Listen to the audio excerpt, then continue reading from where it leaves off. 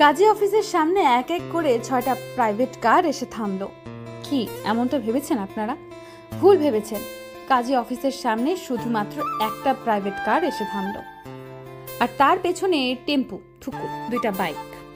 Private car থেকে 2জন দেহরক্ষী মহিলা আমাকে টেনে হিচড়ে গাড়ি থেকে নামিয়ে কাজী অফিসের ভেতরে প্রবেশ করালো। আমি বেচারি ক্যাবলাকান্তের ন্যায় ছোট চোখে এদিক ওদিক শুধু তাকিয়ে দেখছি। আমরা কাজী অফিসের ভেতরে প্রবেশ করতেই দেখতে পেলাম 4 থেকে 5 জন কালো স্যুট পরিহিত লোক দাঁড়িয়ে আছে। বুঝতে পারলাম এরাও দেহরক্ষী। আমার মনে হচ্ছে কালো রঙের পোশাক এদের জন্মান্তরের কোট। নয়তো দেহরক্ষীদের কালোই পড়তে হবে কেন? কালো ছাড়া আরো অনেক রঙই তো আছে। আমি যদি এদের মালিক হতাম তো এক এক দিন এক এক রঙের পোশাক পরাতাম। বড়লোক বলে কথা। একটা বিষয় খেয়াল করলাম, দেহরক্ষীদের প্রত্যেকের চোখে কালো চশমা এবং তারা 2 হাত টান টান করে সোজা হয়ে দাঁড়িয়ে আছে। এদের যে কেউ দেখলে বলবে এরা প্রকৃত দেহরক্ষী, মালিকের একনিষ্ঠ ভক্ত। সময় এখন সকাল 9টা বাজে 40 মিনিট। সেই সকাল 6টায় জগিং করতে বের হয়েছিলাম। পড়াশোনা শেষ করে বাসায় শুয়ে বসে কাটাই এখন। মাকে কত করে বললাম বিয়ে দিয়ে দাও, শুনলই না। সে যাই হোক, যার জন্য আমাকে এখানে ধরে নিয়ে আসা হয়েছে তাকে দেখতে পাচ্ছি না কোথাও। আমার কত দিনের ইচ্ছা ছিল রূপকথার রাজকুমারদের মতো একটা রাজকুমার এসে আমাকে পক্ষীরাজ ঘোড়ার পিঠে চড়িয়ে দূর অজানায় নিয়ে যাবে, যেখানে আমি আর সেই থাকবো। কিন্তু আমার স্বপ্নটা এইভাবে ব্যতিক্রম হয়ে যাবে তা ভাবতে পারিনি। বিয়ে হবে বুঝলাম, তাই বলে এইভাবে? সকাল সকাল ঘুম থেকে উঠে জগিং এর জন্য বের হয়েছিলাম। দুনিয়ার সকল মানুষ যেখানে বের হয় জগিং এর পোশাক পরিধান করে, সেখানে আমি একমাত্র এলিয়েন যে কিনা আজ শাড়ি পরিধান করে বের হয়েছে। জগিং মূলত বাহানা, আসলে এত সকালে মা আমাকে বের হতে দিবে না, তাই তো এত বাহানা। আমার আবার প্রকৃতির বাতাস গ্রহণ করতে খুব ভালো লাগে, কিন্তু আম্মুর জন্য পারি না। আম্মুর কথা, এত সকাল সকাল বাহিরে বের হলে ঠান্ডা লাগবে। যাই হোক, এত কথা বাদ দেই। আমার স্বপ্নের রাজকুমারকে দেখার জন্য মন আকুপাকু করছে, কিন্তু কোথায় সে? অবশেষে হুড়মুড় করে কাজী অফিসের সেই ছোট্ট ঘরে প্রবেশ করলো একজন হ্যান্ডসাম ছেলে। কিন্তু এই ছেলেটিকে দেখে আমার পছন্দ হলো না, কেননা এই ছেলেও বাকি দেহরক্ষীদের মতো একই কালো পোশাক পরিহিত এবং চোখে কালো চশমা। এদের দেখে আমার কালো চশমা গানটা গাইতে ইচ্ছে করছে।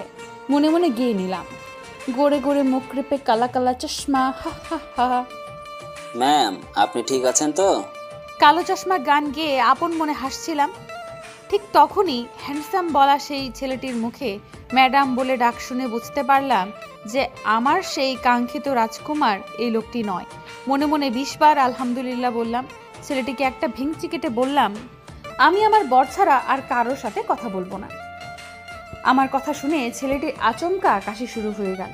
এইদিকে কাজী সাহেবের দিকে লক্ষ্য করে দেখতে পেলাম থরথর করে কাঁপছে কাজী।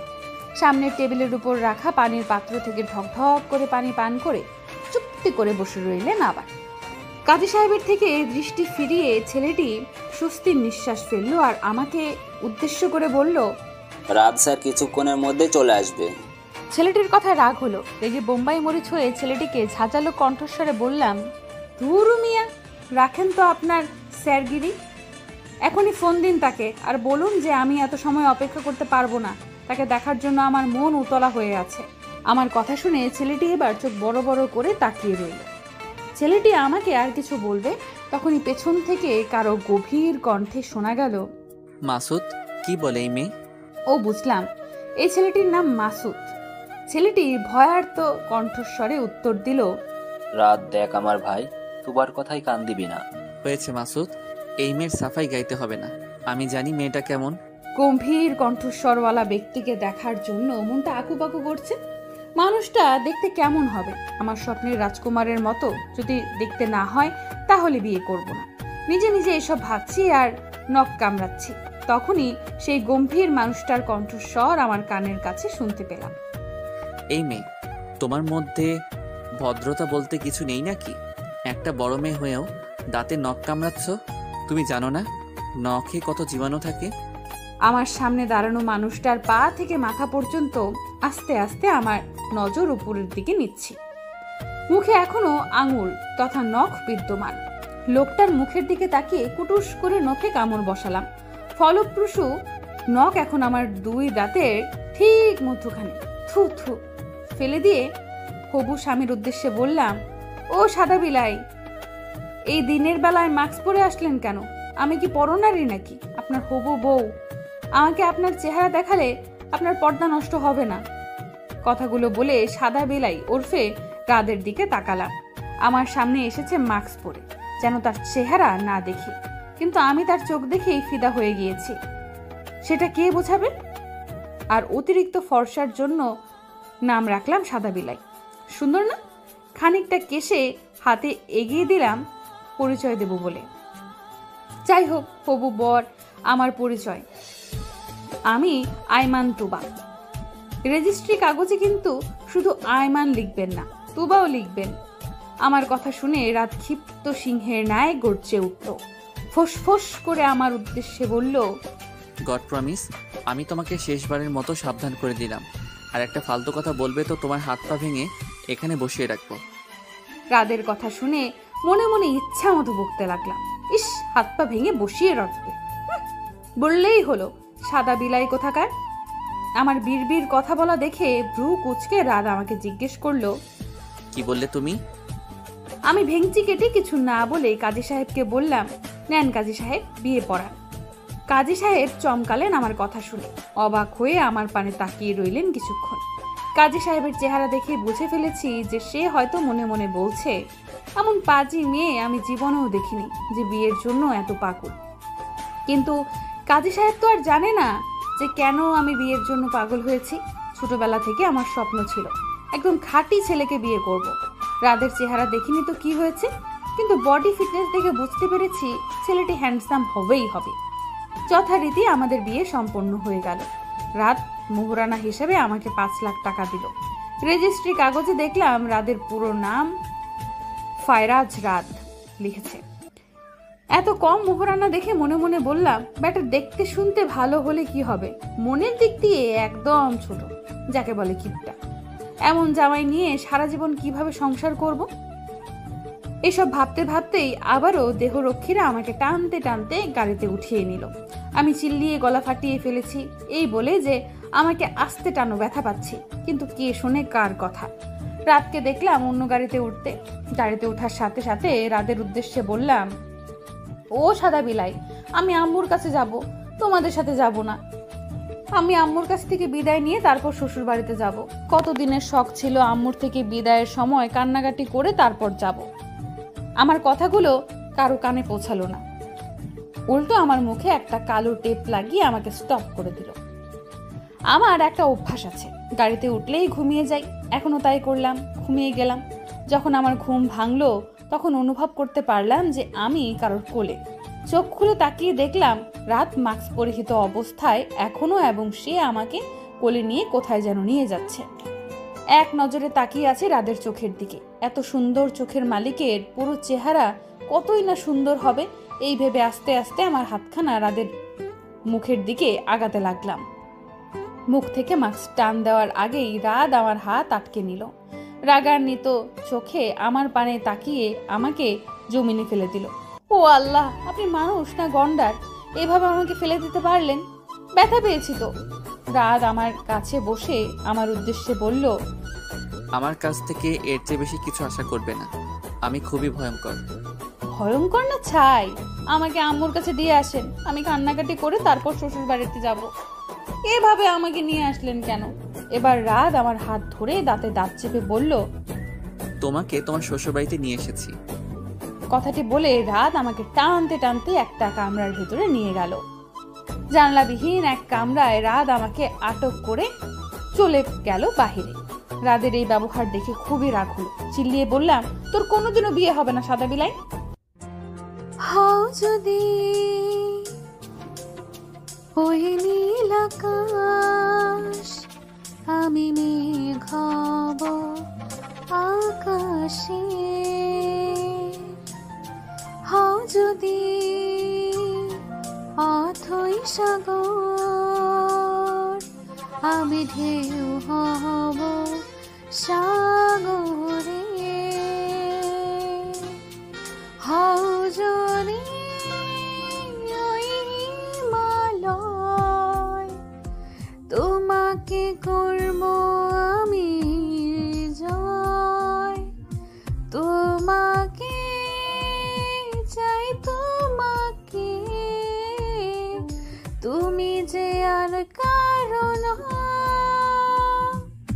বলতে পারি আমি নির্ভয়ে, তুমি আছো হৃদয়ে। বলতে পারি আমি নির্ভয়ে, তুমি আছো হৃদয়ে। একা একা ঘরে বসে কি করব বুঝতে পারছি না, তাই গুনগুন করে গান গাইছি। এই গানটা আমার খুব প্রিয়। গানটা গাইলে সমুদ্রের আভাস পাই, ইচ্ছে করে ছুটে যেতে সমুদ্রের পাড়ে। আমার সব কিছু রুটিন অনুযায়ী করি। সকাল থেকে এই পর্যন্ত পেটে কিছুই পড়েনি, কিন্তু এখন তো আমার ঘুমের সময়। আপাতত সব চিন্তা ভাবনা একপাশে রেখে শুয়ে পড়লাম। এখন আমার একটু ঘুমের প্রয়োজন। হাতের বন্ধনীতে তাকিয়ে দেখলাম 2:30 বাজে। এদিকে ক্ষুধা লেগেছে, আবার ঘুম পেয়েছে। কোনো কিছু না ভেবে ঘুমের রাজ্যে পাড়ি জমালাম। এই মেয়ে, উঠো উঠো বলছি। না খেয়ে ঘুমিয়েছো কেন? আমার কি আর কাজ নেই তোমার পেছনে সারাদিন পড়ে থাকবো? কতক্ষণ ধরে তোমাকে ডেকে যাচ্ছি, আর কত ঘুমাবে? কারো ডাকাতে ঘুম ভেঙে গেল আমার। জোরে ডাক দেওয়ার কারণে মাথা ব্যথা করছে। এমনভাবে কখনো কেউ আমাকে ঘুম থেকে জাগায়নি। আম্মু তো সবসময় মাথায় হাত বুলিয়ে ঘুম থেকে জাগিয়ে তুলত। আপনার মনে কি একটু দয়া মায়া বলতে নেই? এইভাবে একজনকে ঘুম থেকে উঠায়? বলুন কি বলবেন। এই নাও খাবার, খেয়ে আমাকে উদ্ধার করো। অনেক ক্ষুধা পেয়েছে। হাত বাড়িয়ে খাবার ধরতে যাব, এমনি রাত আমার হাত থেকে খাবার প্লেট সরিয়ে নিল। রাদের কাণ্ড দেখে অবাক হয়ে হা করে তাকিয়ে রইলাম। রাদের পানে তাকাতেই বিরক্তের সহিত আমার উদ্দেশ্যে বলল, হাত মুখ ধুয়ে খেতে বলেছি। একটু আগেই না দাঁত দিয়ে নখ কেটেছো? এই হাত দিয়ে খাবার খাবে কিভাবে? যাও হাত ধুয়ে আসো, খচ্চর মেয়ে। আমি ঘুম থেকে উঠে হাত মুখ কিছুই ধুয়ে খেতে বসেছিলাম, তাই এত ভাষণ শুনতে হলো। নিজের মাথায় নিজেই একটা চাটি মেরে মনে মনে বলছি, আসলেই আমি একটা বোকামি। এমনি এমনি কি আম্মু আমাকে গাধীর মা নাম দিয়েছে? আমার উদ্ভট কাজের জন্যই দিয়েছে। ফ্রেশ হয়ে হাত মুখ ধুয়ে বিছানার উপরই খেতে বসলাম। আমার সামনে বসে থাকা বিশাল আকৃতির সাদা বিলাই যতই বড় হোক না কেন, কিন্তু ওনার মন আমার থেকেও ছোট। তাই তো আমাকে মাঠের ন্যায় কামরায় আটকে রেখেছে।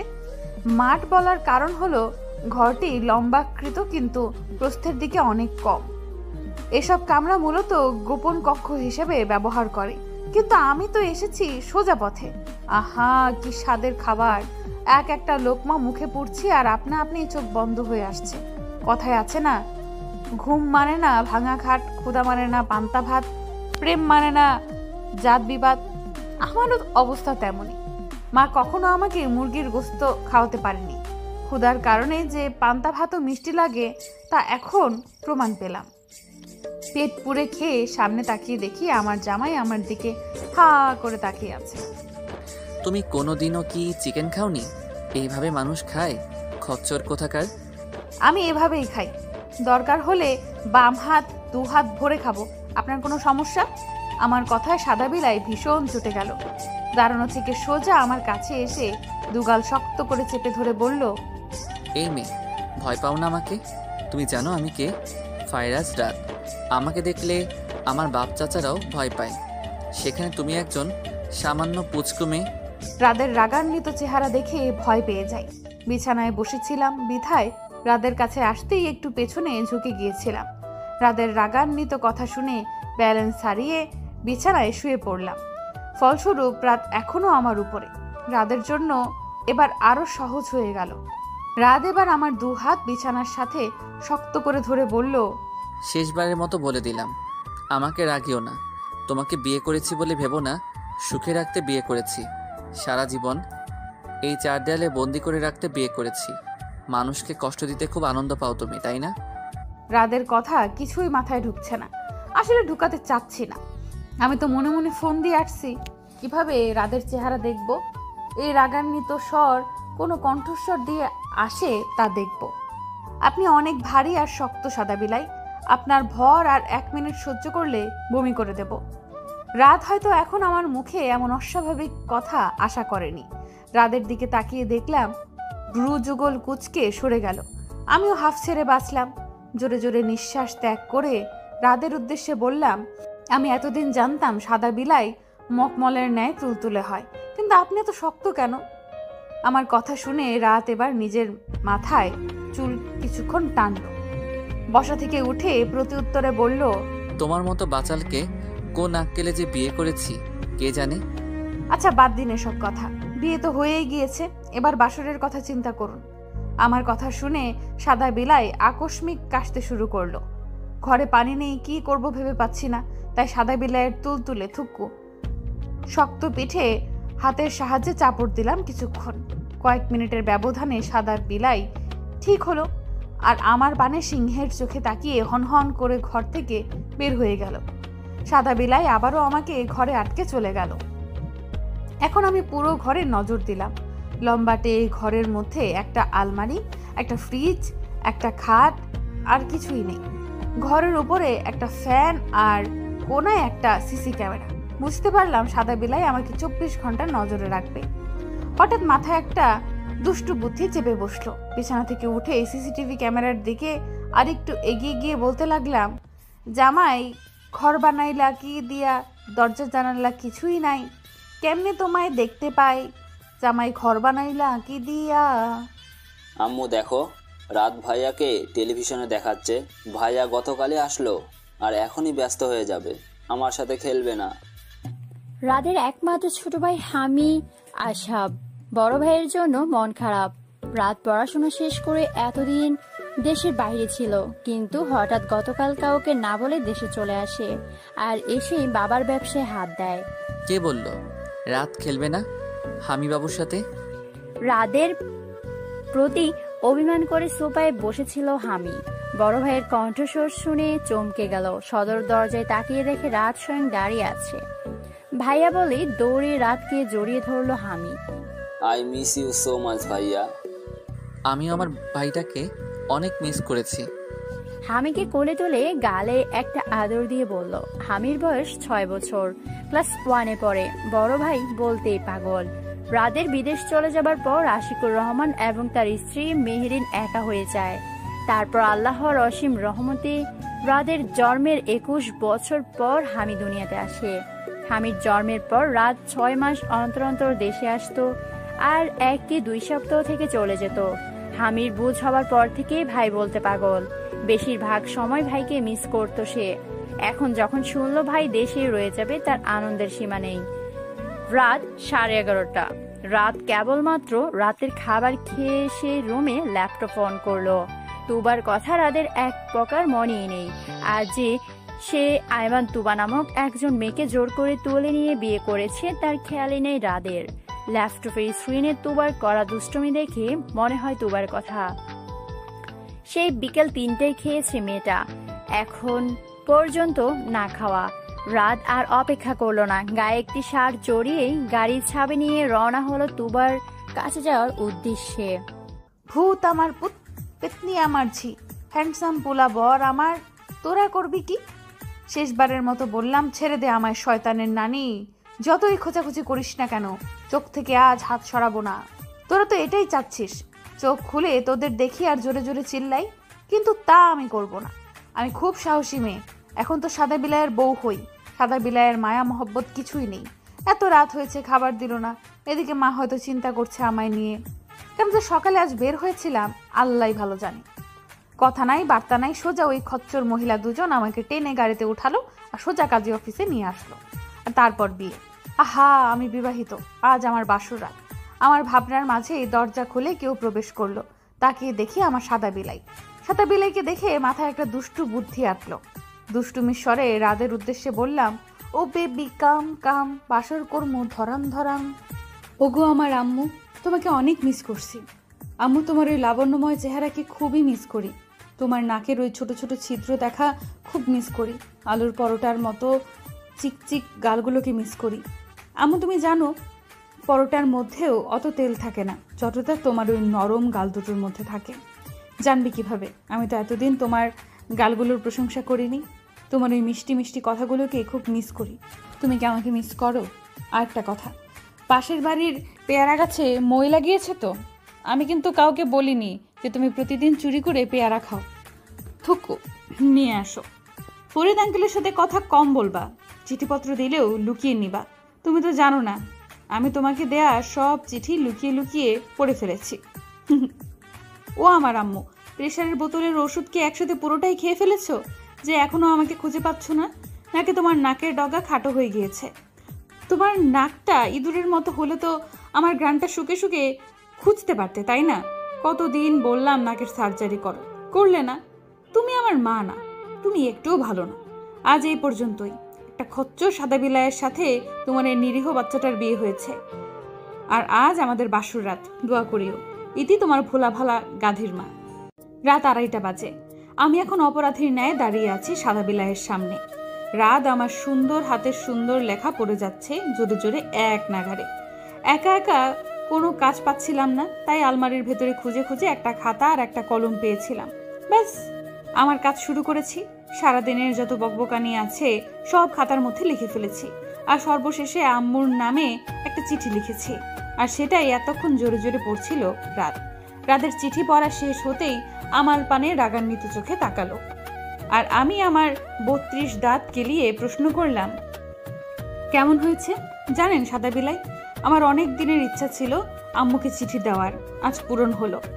জানেন আমার আম্মু না, সোনার আম্মু আমাকে। স্টপ তুবা, কোনো কথা না। আর এটা কি তুবা? এটা কি কোনো চিঠি? তোমার চিঠি পড়ে ইচ্ছে করছে তোমাকে উগান্ডায় পাঠিয়ে দিতে। তুমি কি আদৌ পড়াশোনা করেছো? সাদা বিলাইয়ের কথায় অপমান বোধ করলাম। ক্লাস 1 থেকে শুরু করে গ্র্যাজুয়েশন কমপ্লিট হওয়া পর্যন্ত ফার্স্ট গার্ল ছিলাম, আর এখন কিনা শেষ বয়সে এসে এত অপমান সহ্য হলো না আর। এক আঙুল উঁচিয়ে রাদের উদ্দেশ্যে ক্ষিপ্ত স্বরে বললাম, মুখ সামলিয়ে কথা বলুন সাদা বিলাই। আপনি জানেন আমার পড়াশোনা শেষ, আপনার থেকে ভালো ছাত্রী আমি। এই চিঠির মধ্যে তো আমার মনের কথাগুলো বললাম, যা আম্মুর সামনে বলতে পারি না। সাদা বিলাইকে তো এত এত ভাষণ দিলাম, তো ঠিক কথা, কিন্তু পরবর্তীতে আমার সাথে কি হবে তা রাদের দিকে তাকিয়ে বুঝতে পারছি। কি করব ভেবে না পেয়ে ক্যাবলা মার্কা এক হাসি রাতকে উপহার দিয়ে আবারও বললাম, দেখুন সাদা বিলাই, একদম ওই সিংহের ন্যায় চোখে আমার দিকে তাকাবেন না। আপনি জানেন ওই বিলাই চোখে আমার পানে তাকালে আপনাকে হনুমান দেখতে লাগে। ভয় পাচ্ছি তো সাদা বিলাই। রাতকে দেখলাম বিছানা থেকে নেমে আমার দিকে এগোচ্ছে, আর আমি রাদের এগোনোতে ক্রমশ পেছনের দিকে যাচ্ছি। রাত এবার আমার উদ্দেশ্যে বলল, কি যেন বলছিলে এতক্ষণ? আমি অশিক্ষিত, আমি বোকা, পড়াশোনা করিনি। এই মেয়ে, তুমি জানো আমি আমেরিকা থেকে পড়াশোনা করে এসেছি। তোমার চেয়ে 1000 গুণ বুদ্ধি মাথায় নিয়ে ঘোরাফেরা করি। আর যেন কি বললে, তোমার পড়াশোনা শেষ? ইন্টার পাস করা মেয়ের পড়াশোনা শেষ হলো কিভাবে আমাকে বলো তো? আরে আপনি দেখি হাটঘাট ভেদেই মাঠে নেমেছেন, আমার সম্পর্কে সব জানেন। কিন্তু আপনি তো ভুল বললেন, আমার পড়াশোনা সত্যিই শেষ। আমি এখন অনেক বড়, কিন্তু আপনি এখনো আমাকে বললেন না যে কেন আমাকে বিয়ে করেছেন। তোমার মতো 3 ইঞ্চি বাট্টুকে কৈফিয়ত দিতে বাধ্য নই। কি? আমি বাট্টু? তাহলে আপনি জিফরু। জিফরু মানে কি? জিরাফ। রাত এবার 2 হাতে নিজের মাথা চেপে ধরলেন। কয়েক সেকেন্ড পর আমার উদ্দেশ্যে বললেন, আজ তোমার সব বদমাইশি বের করছি, দাঁড়াও। রাদের কথা শুনে আমাকে আর পায়কে। দরজা বন্ধ থাকা একটা লম্বাটে ঘরের মধ্যে এক্কা দোক্কা খেলা শুরু করে দিয়েছি। রাত আমার পেছনে আর আমি রাদের সামনে সারা ঘরে দৌড়াচ্ছি। রাদের হাতের নাগালে আমাকে না পেয়ে রাত চিল্লিয়ে বলতে শুরু করলো, খোদার কসম তোবা, তুমি যদি না থামো তো তোমাকে 3 দিন বিনা খাবার পানিতে এই ঘরে বন্দি করে রাখবো। রাদের কথার পরপরই হঠাৎ লোডশেডিং হয়। দিনের আলোতে যতই আমি চঞ্চল, রাতের আধারে ততই আমি ভীতু। রাত বিলাই বলে এক চিৎকারে পেছনে রাদের দিকে দৌড় দেই। শক্ত করে রাতকে জড়িয়ে ধরে বিড়বিড় করতে থাকি, আমি আধার অনেক ভয় পাই সাদা বিলাই, ওই কালো মানুষেরা চলে আসবে। আমি আম্মুর কাছে যাব সাদা বিলাই, আম্মুও ভয় পাচ্ছে এই আধারে। সাদা। এরপর আর কিছু মনে নেই। এদিকে তুবার জড়িয়ে ধরাতে রাত শক্ত হয়ে দাঁড়িয়েছিল। জীবনে প্রথম কোনো মেয়ে এত নিকটে আসা, তাও আবার যাকে রাত 3 কবুল বলেই বিয়ে করেছিল। রাদের আসল উদ্দেশ্য তো এটা না, রাত তো অন্য কিছু করতে চায়। কারেন্ট চলে আসায় রাত তুবাকে কোলে তুলে খাটে শুয়ে দেয়। নিজের মুখ থেকে মাস্ক খুলে লম্বা নিঃশ্বাস ত্যাগ করে। তুবার দিকে তাকিয়ে খেয়াল করে তুবার চোখের পানি এখনো জমে আছে চোখের কোণায়। রাত আলতো হাতে পানিটুকু মুছে বলতে শুরু করে। তোমার আজকের রূপ দেখে বিশ্বাস করতে ইচ্ছে করছে না যে তুমি এমন জঘন্য কাজ করতে পারো। তোমাকে যত শাস্তি দিব কম হয়ে যাবে। প্রিয়জন হারানোর যন্ত্রণা তোমার মতো মেয়ে বুঝবে কি করে? আমার আপনজনের হৃদয় যেভাবে ক্ষত বিক্ষত হতে দেখেছি, ঠিক একইভাবে তোমার হৃদয় ক্ষত বিক্ষত করব। আমার প্রিয়জনের চোখের জলের প্রতিশোধ আমি নিয়েই ছাড়ব। রাত আর এক মুহূর্ত দাঁড়ালো না, দরজা খুলে হনহনিয়ে ঘর থেকে বের হয়ে গেল। এইদিকে তুবা একা ঘরে অজ্ঞান হয়ে পড়ে আছে, যাকে দেখার মতো কেউ নাই। 7 মাসের পেট নিয়ে ফারিপদা এগিয়ে যাচ্ছে তুবার বাসার উদ্দেশ্যে। তুবার একমাত্র বেস্ট ফ্রেন্ড ফারিপদা। আজ 3 দিন তুবা গায়েব। তুবার মা তুবার কথা চিন্তা করতে করতে অসুস্থ হয়ে পড়েছেন। 1 বছর আগে ফারিপদার বিয়ে হয় আবিরের সাথে। ফারিপদার বাবা আবিরকে অপছন্দ করত, কিন্তু শেষে ফারিপদার কথা ভেবে রাজি হয়ে যায়। আর এই সব কিছু সম্ভব হয়েছে তুবার জন্য। ফারিপদার জীবনে যত ঝড় তুফান এসেছে সবকিছুর মোকাবেলা করেছে তুবা। তুবা ফারিপদার জান আর ফারিপদা তুবার। তুবার বাসায় প্রবেশ করতেই তুবার মা রেহানা কন্ধন শুনতে পায় ফারিপদা। বড় আম্মু বলে সম্বোধন করতেই তুবার মা আরো জোরে কান্না করে আহাজারি করতে থাকে। ফারিপ্তা, আমার মেয়েকে এনে দে মা। আমার মেয়ে একা কোথায় কি করছে কে জানে। তুই তো জানিস আমার মেয়ে কেমন। অচেনা মানুষদের সাথে এমন ব্যবহার করে যেন সে 100 বছরে চেনা। ফারিপ্তা, আমার মেয়ের যে পদে পদে বিপদ। কোথায় খুঁজবো আমার মেয়েকে? আমার তুবাকে এনে দে মা। সব কিছু হারিয়ে নিঃস্ব হয়ে গেছি। একমাত্র তুবাকে আঁকড়ে ধরে এর মেয়ের কিছু হলে আমি মরে যাব। তুবার মায়ের আহাজারি শুনে ফারিপদার নেত্র ভিজিয়ে অঝোর ঝরে অশ্রু ঝরছে। একজন মায়ের বুক থেকে সন্তান হারানোর বেদনা অন্য কেউ উপলব্ধি করতে পারে না। তুবার মা হাই প্রেশারের রোগী, অতিরিক্ত চিন্তার পরে মাথা ঘোরাচ্ছে। ফারিপদার একার পক্ষে তুবার মাকে নাড়াচাড়া করা সম্ভব না, তাই ফারিপদার স্বামী আবিরকে একজন ডাক্তার নিয়ে আসতে বলে। ফারিপদা এক ধ্যানে তুবার মায়ের পানে তাকিয়ে আছে। তুবার পরিবার সম্পর্কে সমস্ত কিছু একমাত্র ফারিপদার জানা, যা ফারিপদা কখনো কাউকে বলেনি, এমনকি আবিরকেও না। তুবার অতীত যে খুবই ঘৃণিত, যা ফারিপদার অজানা না। বিছানায় অর্ধশাসিত অবস্থায় কাগজের একের পর এক ছন্দ কবিতা লিখেই যাচ্ছি। আজ 3 দিন 3 রাত এই বন্দি দশায় আছি আমি। সেই প্রথম দিন আমার সাথে রাত দেখা করে গেছিল, এরপর আর আসেনি। 3 দিন আগে যখন আমার জ্ঞান ফিরে আসে তখন সকাল 10টা বাজে। আমি রুমে একা ছিলাম। 1000 বার সিসি ক্যামেরার সামনে রাত রাত বলে চিৎকার করেছি, কিন্তু রাতের কোনো হদিস পাইনি। এক পর্যায়ে যখন ক্লান্ত হয়ে যাই তখন বিছানায় ফিরে আসি। ক্ষুধার জ্বালায় ফ্রিজ খুলে দেখি সেখানে শুধু শুকনা খাবার আর ফল রাখা আছে, যা আমার অপছন্দনীয়। অজ্ঞতা না খেয়েছিলাম সারাদিন, কিন্তু এইভাবে না খেয়ে আর কতক্ষণ? তবুও উপায় নেই। পানি পান করে এই 3 দিন ছিলাম, যার কারণে আমার শরীরে বিন্দুমাত্র শক্তি অবশিষ্ট নেই। রাত আমার কাছে না আসার কারণ বুঝতে পারছি না। আমার যতটুকু মনে হচ্ছে রাত আমাকে আগে থেকেই চিনে, যার কারণে আমাকে এভাবে জোর করে তুলে নিয়ে বিয়ে করেছে। কিন্তু আমি কি করলাম? কথা বলবো না এবার আসলে। রাতের অপেক্ষা করতে করতে একটা গান গাইতে ইচ্ছে করছে। জামাই কেন এলো না, কিছু ভালো লাগে না, এবার আসুক, উঠফট আরো নাম রাখিব। টানা 96 ঘন্টার পর কাজ থেকে মুক্তি পেল রাত। বাবার অফিসের সিও পদ নেবার পর অফিসের কার্যক্রম বুঝে নিতেই এত সময় লেগে গিয়েছে। এই 96 ঘন্টা শুধু রাতে 2 থেকে 4 ঘন্টা ঘুমিয়েছে, আর বাকি সময় কাজ নিয়ে ব্যস্ত ছিল। রাত কাজের মধ্যে এতটাই ব্যস্ত ছিল যে বাহিরে কিছুই মনে ছিল না, এমনকি তুবার কথাও। অফিসে নিজের কেবিনে কার্যরত অবস্থায় রাত হাতের বন্ধনী দ্রুত চলাচলে বলে দিচ্ছে যে সে কতটা ব্যস্ত। আকস্মিক কারো কথার কাজে ব্যাঘাত ঘটে। দরজার দিকে তাকিয়ে রাদের মুখে হাসি ফুটে ওঠে। হাতের কাজ ফেলে এগিয়ে সে লোকটিকে শক্ত করে জড়িয়ে ধরে বলল, কেমন আছিস মাইজান? রাদের কথায় মানুষটা মলিন হেসে উত্তর দিল, কিভাবে ভালো থাকি রে? আমার ভালো থাকা মানুষটা যে অচিন পথে পাড়িয়ে জমিয়েছে। রাত ভাই আমার, তাকে এখানে দে না। আমি প্রমিস করছি তোর কাছে আর কিছু চাইবো না। আর কিছুদিন অপেক্ষা কর, তোর মানুষ তোর কাছেই থাকবে। রাদের কথায় লোকটি এবার রাগান্বিত হলো। রাদের কাছ থেকে এক হাত দূরে গিয়ে চিল্লিয়ে বলতে লাগলো, কিভাবে অপেক্ষা করব? সে তো 4 দিন আগে বিলেতে চলে গিয়েছে। শেষ ভরসা তুই ছিলি। তুইও আমাকে ধোঁকা দিলি। মানে আমি তো তাকে... থাক, আর বলতে হবে না। আমি নিজে এয়ারপোর্টে তাকে ঢুকতে দেখেছি। শত অনুনয় করেও তার মন গলাতে পারিনি। অনেক লেকচার দিয়েছিলি সেদিন, তাকে আমাকে এনে দিবি, কিন্তু সে কই? রাত, আমার যে তাকে বড্ড প্রয়োজন। লোকটির কথা শুনে রাত ঘামতে শুরু করলো। এত বড় ভুল রাদের ধারা হয়েছে ভাবতেই পারছে না। রাত কাঁপা কাঁপা কণ্ঠস্বরেই বলল, তোর তাকে আমি এনে দিব, প্রমিস। আপাতত আমার যেতে হবে। ভালো থাকিস। রাত আর এক মুহূর্ত দাঁড়ালো না। গাড়ির চাবি নিয়ে রওনা হলো আপন উদ্দেশ্যে। নিভু নিভু চোখে তাকিয়ে আছি দরজার পানে। আমার কাছে মনে হচ্ছে শেষ নিঃশ্বাস ত্যাগ করার আগে একবার হলেও আমার সাদা বিলাইয়ের দেখা পাবো।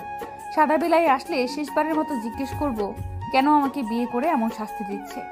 যে অপরাধেই শাস্তি হোক না কেন, আমার মৃত্যুর পর সে যেন মাকে দেখে রাখে, এই কথা বলে যাব। আমার ভাবনার মাঝে দরজা খুলে রাত প্রবেশ করলো। আজ রাদের মুখে মাস্ক নেই, হয়তো মনের ভুলে ফেলে রেখে এসেছে, কিন্তু আমি রাদের চেহারা স্পষ্টভাবে দেখতে পাচ্ছি না। রাত আমার কাছে এসে আমার গালে হালকাভাবে নিজের হাত ছুঁয়ে দিল। তা দেখে আবেশে চোখ বন্ধ করে কাঁপা কাঁপা হাতে রাদের গালে হাত দিয়ে বললাম, মাকে দেখে রেখো সাদা বিলাই। এইদিকে তুবার অবস্থা দেখে রাত বিচলিত হয়ে পড়ে। তুবার গালে হালকা চাপড় দিয়েও কোনো কাজ হচ্ছে না দেখে রাত তুবার পালস চেক করলো। খুবই ধীরে পালস চলাচল দেখে রাদের মনে সন্দেহ জাগলো। তুবার পাশ থেকে উঠে পিস খুলে দেখলো যে রাত যে খাবার তুবার জন্য রেখে গিয়েছিল তা আগের মতোই আছে। তার মানে তুবাই 4 দিন না খেয়ে আছে। রাত আর এক মুহূর্ত দেরি করলো না। তুবাকে পাজাকল করে তুলে নিয়ে হাসপাতালের উদ্দেশ্যে রওনা হলো। স্যালাইন চলছে ধীর গতিতে। একটি স্যালাইন শেষে আরেকটি দেওয়া হচ্ছে তুবাকে। তুবার শরীরে গ্লুকোজের পরিমাণ অনেকটাই কমে গিয়েছিল। এই নিয়ে ডাক্তাররা রাতকে অনেক বকাবকি করেছে, কিন্তু রাদের সেদিকে কোনো খেয়াল নেই। রাত এক মনে কি যেন চিন্তা করছে। কেবিনে অচেতন অবস্থায় শুয়ে আছে তুবা। না খেয়ে থাকার কারণে চেহারা ফ্যাকাশে বর্ণ ধারণ করেছে। চঞ্চল আখিদয় আজ নিস্তব্ধ হয়ে আছে। দুষ্ট মিষ্টি বলা ওই কণ্ঠস্বর আজ নীরব হয়ে আছে। রাত আর কিছুই ভাবতে পারছে না। মাথায় অসম্ভব যন্ত্রণা করছে। নিজের চোখ মুখে পানি ছিটিয়ে সোফায় বসে মাথা এলিয়ে দিল। লাল টকটকে বেনারসি শাড়ি পরিধান করে হাসি হাসি মুখে এগিয়ে যাচ্ছি। আশেপাশে পরিচিত মুখ। আম্মুকে দেখা যাচ্ছে হিন্দি সিরিয়ালের দুঃখিত মায়েদের মতো চোখের পানি আঁচল দিয়ে মুছে নিচ্ছে আর কান্না মাখা হাসি হাসছে। মা আমার সাথে থেকে থেকে দুষ্টুর মা হয়ে গিয়েছে। মাকে দেখে ড্রামা কুইনের মায়ের থেকে কম লাগছে না। ঘোড়ার গাড়ি চড়ে রাজপুত্র আসছে আমাকে নিয়ে যেতে। আমি হাসি মুখে আমার রাজপুত্রের দিকে তাকিয়ে আছি, কিন্তু আমার স্বপ্নের রাজপুত্র কাছে আসতেই আমার মুখ চুপসে গেল। কেননা আমার রাজপুত্রের মুখে কালো মাস্ক পরা, যা দেখে খুবই বিরক্ত আমি। মাস্ক পরা দেখে আমার মনে পড়ে গেল যে আমি বিবাহিত। এক সাদা বিলাই আমাকে জোর করে বিয়ে করেছে। না, আমি দ্বিতীয় বিয়ে করব না, এই ভেবে চোখ বন্ধ করে রইলাম। আস্তে আস্তে চোখ খুলে দেখি মাথার উপর ফ্যান ঘুরছে। হাত নাড়াচাড়া করতেই খেয়াল হলো কোনো কিছুর সাথে আটকে আছে। হাতের দিকে লক্ষ্য করে দেখি স্যালাইন চলছে। তার মানে আমি এখন আমার বন্ধুর বাড়ি মানে হাসপাতালে। আর এতক্ষণ ভুলভাল যা ছিল সব স্বপ্ন। আমি যেমন উদ্ভট, আমার স্বপ্নও তেমন উদ্ভট। খোঁচা খোঁচা দাড়ি, লাল অধর যুগল, চোখ তো মাশাআল্লাহ। আমার সাদা বিলাই তো সুবহান আল্লাহ। এত সুন্দর সাদা বিলাই আমার বর ভাবতেই আনন্দ লাগছে। সাদা বিলাইকে দেখে একটা গান গাইতে ইচ্ছে করছে।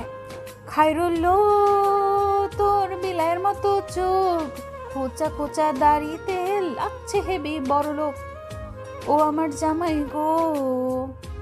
আমার সাদা ভূত সেদিন চাঁদের মতো চেহারা আমার কাছ থেকে লুকিয়ে রেখেছে, কিন্তু আজ কই যাবা চান্দু, আমি তো দেখেই ফেলেছি। বরাবরই হাসপাতাল আমার প্রিয় জায়গা। যদি কেউ স্ট্যাম্প মেরে বলে দেয় তোবার জন্য হসপিটাল ফ্রি, তাহলে তো আমি মহা খুশি। হসপিটালে ছোট বড় জোয়ান বুড়া সব বয়সের মানুষ থাকে, এর জন্যই আরো বেশি ভালো লাগে। তাদের সাথে মিশতে দুষ্টুমি করতে ভালো লাগে। আর বছরের বেশিরভাগ সময়ই কাটাতে হয় আমার হসপিটালে। তাই তো সুইচ, স্যালাইন কিছুই ভয় পাই না। স্যালাইনের পাইপে আঁকিবুকি করছি, এমন সময় সাদা বিলাইয়ের কণ্ঠস্বর শুনতে পেলাম। এখন কেমন লাগছে আইমান? সাদা বিলাইয়ের মুখে আয়মান বলে সম্বোধন শুনে আমার সারা শরীরে শিহরণ বয়ে গেল। এই প্রথম সাদা বিলাই নরম স্বরে কথা বলল আমার সাথে। সাদা বিলাই আমার কাছে এসে আলতো হাতে মাথায় হাত বুলিয়ে দিচ্ছে, নিচু স্বরে আমাকে বলছে, কিছু খাবে? ক্ষুধা লেগেছে? সাদা বিলাইয়ের কথায় 3 দিন না খেয়ে থাকার কথা মনে পড়ে গেল। অভিমানে মুখ ঘুরিয়ে নিলাম, আর চোখে তাকিয়ে দেখি বেটা মুচকি হাসছে। যা দেখে আমি ফিদা, তবুও কিছু বললাম না। সত্যি কিছু খাবে না? এবার আমার অভিমান আরো গাঢ় হলো। মুখ ফুলিয়ে বললাম, আপনি এই 2 দিন আসেননি কেন? আমার কথা কি ভুলে গিয়েছিলেন? আমার খুব কষ্ট হয়েছে, এখন যদি খেতে হয় তো এক শর্তে খাবো। রাত বিনা বাক্যে আমার কথার প্রতি উত্তরে বলল, কি শর্ত? পারান সুন্দরী গানে নাচতে হবে। আমার কথা শুনে রাদের চোখ বড় বড় হয়ে গেল। রাত হয়তো মনে মনে ভাবছে, এই মেয়ে মানুষ নাকি এলিয়েন। যাই হোক, যাই ভাবুক না কেন, আমার রাগ ভাঙাতে হলে এই স্টাইলে ভাঙাতে হবে। রাত রাগান্বিত চোখে আমার উদ্দেশ্যে বলল, তুমি কি পাগল নাকি এলিয়েন তা আমার বোধগম্য হচ্ছে না। এই তুমি না অসুস্থ? এই অসুস্থ অবস্থায় এমন উদ্ভট কথা কোথায় থেকে পাও শুনি? আর রইল নাচের কথা, আমি কখনোই নাচবো না, আর এমন ফালতু গানে তো একদমই না। তাহলে ঠিক আছে, আমি আপনার সাথে কথা বলবো না। আর আমাকে রাগ দেখাচ্ছেন তো? আমি কিন্তু আপনার চেহারা দেখে ফেলেছি, সবাইকে বলে দিব আপনি খুব সুন্দর। রাত এবার নিজের মাথার চুল ধরে টানছে, আমার দিকে একবার আঙুল উঁচিয়ে কিছু বলতে গিয়েও থেমে গেল। তারপর বড় বড় নিঃশ্বাস ত্যাগ করে আমার উদ্দেশ্যে নরম কণ্ঠস্বরে বলল, দেখো আইমান, তুমি এখন অসুস্থ, তোমার এখন বিশ্রাম এবং কিছু খাওয়ার প্রয়োজন। তোমার খাওয়া শেষ হোক, তারপর দেখা যাবে। সত্যি নাচবেন তো সাদা বিলাই? হ্যাঁ। আচ্ছা ঠিক আছে, আমার অভিমান শেষ। এখন আমার জন্য ঝটপট 2টা বার্গার, 2টা স্যান্ডউইচ, একটা হটডগ, পিৎজা নিয়ে আসুন। আমার কথা শুনে রাত অবাক, আমাকে ধমক দিলেন, এত জিনিস তুমি খাবে? এই অবস্থায় ফাস্টফুড খাওয়া ঠিক হবে না, তুমি বরঞ্চ কিছু ফল আর জুস খাও। আমি খাবো না খাবো না খাবো না বলে দিলাম। আমি আমার কথায় অটল। রাত আমার জিদের সাথে পেরে উঠল না, অজ্ঞতা রেগে গজগজ করে হনহনিয়ে ঘর থেকে বেরিয়ে গেল। আর আমি বড় একটা হাসি উপহার দিলাম, কারণ রাতকে জ্বালাতে আমার খুবই ভালো লাগে। 4 দিন পর খাবার খাচ্ছি বলতে ভুল হবে, খাবারের উপর হামলে পড়েছি। একবার বার্গারে কামড় দিচ্ছি তো একবার পিৎজায়। আমাকে দেখে এখন মনে হচ্ছে বাইরের দেশের ফুড ব্লগাররা যেভাবে বিনা আওয়াজে গাপুস কুপুস খায়, ঠিক তেমন আমার সামনে বসে বসে আমার খাবারের ভিডিও করছে সাদা বিলাই। তাতে আমার কি, আগে খাওয়া তারপর অন্য কিছু। বাসায় এসেছে 1 ঘন্টা হয়েছে, এর মধ্যে একটা 1 লিটারের কোকাকোলার বোতল সাবার করে ফেলেছি। আমার খাওয়া দেখে রাত শুধু খুব খুব কাশে। অবশ্য রাতকে অনেকবার বলেছি কোক খাওয়ার জন্য, সে বরাবরই উত্তর দিয়েছে, তোমার মতো খাদক আমি, আজ যা খেয়েছো তার বদহজম যেন না হয়, তার জন্য কোক কিনে দিয়েছি, এখন খাও আর আমাকে উদ্ধার করো। রাদের কথায় আমি শুধু হাসি। জীবনে খাবার খাওয়াটা খুবই প্রয়োজন, তা রাদের মতো সাদা বিলাই কিভাবে বুঝবে? আজ খুব স্বাভাবিকভাবেই ঘরে ঢুকেছি। রাত আর আমার সাথে কোনো খারাপ ব্যবহার করেনি, এমনকি আমার ঘরের দরজাও লক করেনি। রাতে বিছানায় বসে ফোনে কি যেন করছে। এখন সুস্থ শরীরে যেহেতু এনার্জি আছে, তাই ধপ করে রাদের পাশে বসে রাদের গলায় ঝুলে রইলাম। আমার এই অবস্থা দেখে রাত একটু পেছনে চেপে গেল, হাতের মুঠোফোন টেবিলের উপর রেখে আমার উদ্দেশ্যে বলল, এসব কি আইমান? একটু দূরে গিয়ে বসো, এভাবে একজন ছেলের পাশে বসা ঠিক না। রাদের কথা শুনে অবাক হয়ে তাকিয়ে রইলাম। আমি একমাত্র গুলুমুলু রাদের বিয়ে করা বউ, তাকে রাত ভুলে গিয়েছে? এখন সে আমাকে বলে কিনা পরনারী। আমাকে কেন বিয়ে করেছে? আমার এই প্রশ্নটা রাদের অপছন্দনীয়, তা আমার জানা, কিন্তু কি করব, এভাবে জীবন কাটানো সম্ভব না। আমি আমার মায়ের কাছে যাব সাদা বিলাই। মা অনেক অসুস্থ আমি জানি। আমার কথায় রাদের কোনো হেলদোল নেই। টেবিলের উপর থেকে মুঠোফোন নিয়ে আমাকে কিছু না বলে গড়গড় করে বেরিয়ে গেল, আর যাওয়ার আগে বলে গেল, ঘুমিয়ে যাও। আমি এবার আমার রাগটাকে নিয়ন্ত্রণ করতে পারলাম না। আমি স্বাধীনভাবে চলতে চাই। রাতকে আমার কোনো দিক দিয়ে খারাপ মনে হয় না। আমি রাতের চেহারা দেখেই বুঝেছি সে মনের দিক দিয়ে অনেক ভালো। কিন্তু আমার সাথে এমন হওয়ার কারণ কি? সিসি ক্যামেরার সামনে গিয়ে রাগান্বিত স্বরে মুখে যা আসছে তাই বলতে শুরু করলাম। তোর কোনোদিনও ভালো হবে না সাদা বিলাই। আরেকবার এই ঘরে আয়, তোকে মেরে আলু ভর্তা, কচু ভর্তা, চ্যাপা শুটকি ভর্তা বানিয়ে ফেলবো। অভিশাপ দিলাম সাদা বিলাই, আজীবন আমার মতো হাতিকে বহন করতে হবে তোর। মধ্যরাত, নিস্তব্ধ হয়ে আছে চারদিক। স্তব্ধ রজনীতে শহর যেন একদম ঘুমিয়ে গিয়েছে। সাথে সারাদিনে চঞ্চল তুবাও। রাত ল্যাপটপে তুবাকে দেখছে, কেমন গুটিসুটি হয়ে ঘুমিয়ে আছে মেয়েটা। রাত এখনো বুঝতে পারছে না সে কি ভুল কাজ করেছে নাকি ঠিক। রাত নিজের মুঠোফোন নিয়ে কাউকে ফোন করলো। অপর পাশ থেকে ফোন রিসিভ হতে রাত বলে উঠলো, কেমন আছিস? রাত, ভাই আমার তোমার দেশেই আছে। সেদিন তোমার দেশের বাইরে যায়নি। আমি খবর নিয়েছি, সেটা তোমার ছিল না, অন্য কেউ ছিল। তুই শিওর তো আবরার? রাদের চাচাতো ভাই আবরার প্রেমিক পুরুষ তুবা নামক একজন মেয়েকে মন দিয়ে বসে আছে, কিন্তু মেয়েটা প্রতিনিয়ত আবরারকে কষ্ট দেয়। আবরার যখনই তুবাকে মনের কথা বলতে চায় তখনই তুবা নানান কথা বলে অপমান করে দেয়। এতে করে 2 থেকে 3 বার সুসাইড করতে চেষ্টা করেছে আবরার। তুবার ছবি সেন্ড কর আমাকে। রাদের কথায় আবরার ক্ষিপ্ত কণ্ঠস্বরে বলল, আরে শালা, তোর দেশে আসার দিন না তোকে সরাসরি দেখিয়েছি। আবরারের কথা শুনে রাত আশ্বস্ত কণ্ঠস্বরে বলল, আবরার আমার জান, তোর তার ছবি দিলে তো আর আমি তাকে বিয়ে করছি না, তাই না? আবরারকে বলা কথাটা বলে রাত নিজেই থমকে গেল। সে তো তুবাকে বিয়ে করেই নিয়েছে রাগের বশে, এখন কি বলবে সে? আচ্ছা দিচ্ছি। কয়েক সেকেন্ডের মধ্যে আবরার তুবার ছবি পাঠায়। তুবার ছবি দেখে রাদের চেহারার রং পরিবর্তন হয়ে যায়। তুবার ছবি দেখার মাঝে রাদের ঘরে ছোট্ট হামি প্রবেশ করে, হাতের রিমোট কন্ট্রোল কার। ঘুমো ঘুমো চোখে হেলে ধুলে ভাইয়া বলে ঘরে ঢুকছে। হামিকে দেখে রাত নিজের হাতের মুঠোফোন পাশে রেখে হামিকে ডাক দিল। হামি, ভাইয়া এখানে, তুমি ঘুমাওনি? হামি চোখ কষলে প্রতি উত্তরে ঘুমো ঘুমো কণ্ঠস্বরেই বলল, আমি ভাইয়ার সাথে ঘুমাবো। হামির কথায় রাত মুচকে হাসে। হাত বাড়িয়ে হামিকে নিয়ে আসে রাত নিজের পায়ে শুয়ে দিল। এক হাতে হামির মাথায় হাত বুলিয়ে দিচ্ছে আর ল্যাপটপে তুবাকে দেখছে। এই পিচ্চি আপুটা কে ভাইয়া? রাত ভেবেছিল হামি ঘুমিয়ে পড়েছে, কিন্তু হামির কথা শুনে রাত চমকে উত্তর দিল, এটা একটা দুষ্টু পরী। পরীর কথা শুনতেই হামির ঘুম উধাও। শোয়া থেকে এক লাফে উঠে আনন্দিত হয়ে বলল, পরীর গল্প শোনাও ভাইয়া। রাত মুচকি হেসে ল্যাপটপ বন্ধ করে হামিকে নিয়ে শুয়ে পড়ল। মাথায় হাত বুলিয়েই পড়ি অর্থাৎ তুবার গল্প শোনাচ্ছে। আমি সাত সকালে কোনো কাজ খুঁজে পাচ্ছি না, তাই এক মনে ভেবে যাচ্ছি কি করা যায়। একে তো এই লম্বাটে ঘরের মধ্যেই বন্দি আমি, তার উপর একা। আলমারির যত কাপড় আছে সব বের করেছি। কোনা চোখে একবার সিসি ক্যামেরার দিকে তাকালাম। মনের যত ক্ষোভ আছে সব এই সিসি ক্যামেরার উপর ঢালতে ইচ্ছে করে মাঝে মাঝে। কেননা সাদা বিলাইয়ের সামনে আমি ছোট ইঁদুর ছানা, যার মুখ দিয়ে কোনো কথা বের হয় না। এটা মিথ্যে কথা। তুবা মানে কথার ভান্ডার। এক এক করে ওয়াশরুমের বালতির ভেতর কাপড় ভেজাচ্ছি। আজ আমি বাহিরে বের হয়েই ছাড়বো, এই জন্যই এত ব্যবস্থা।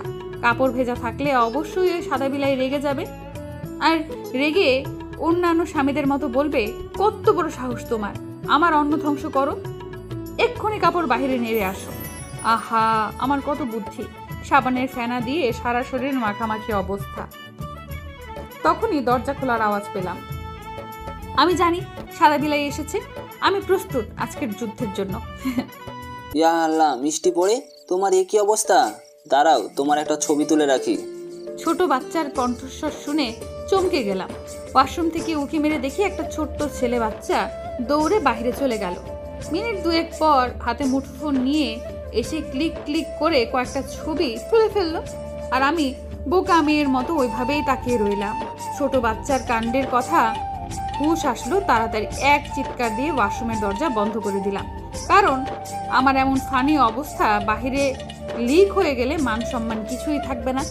কাপড় ধোয়া বাদ দিয়ে ওয়াশরুম থেকে বের হলাম। সামনে তাকিয়ে দেখি সাদা বিলাই এবং আরেকটা মিনি সাদা বিলাই কোমরে হাত রেখে একটা স্টাইলে দাঁড়িয়ে আছে। উভয়ের চোখে ফালতু রাগ। এই মেয়ে, সমস্যা কি তোমার? আলমারি খালি কেন? কি করেছো কাপড়গুলো? পালানোর পথ খুঁজছিলে বুঝি? আমি সাদা বিলাইয়ের কথার প্রতি উত্তরে বোকা হাসি উপহার দিয়ে বললাম, আরে কি যে বলেন সাদা বিলাই, পালাবো কেন? আমি তো জমের। আরে না না, শ্বশুর বাড়িতে আছি।